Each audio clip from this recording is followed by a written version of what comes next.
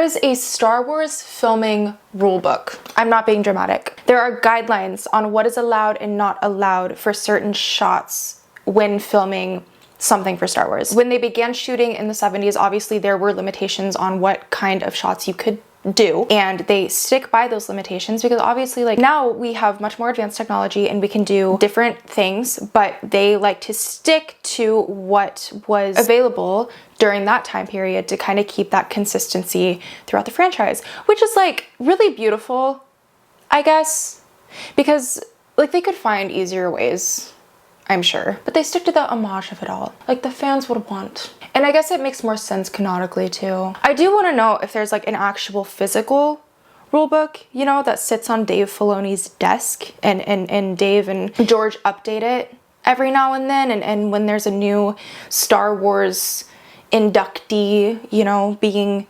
inducted into the universe, they make them, you know, put their left hand on it and they swear an oath. You gotta do like the whole I, Taya Miller, solemnly swear to not use drones.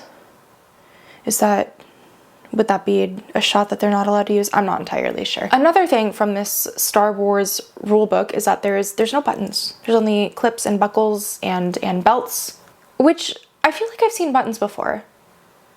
I don't know. Jude Law said it in an interview, and he would know the rulebook better than I. So what he says goes, you know what I mean? No buttons.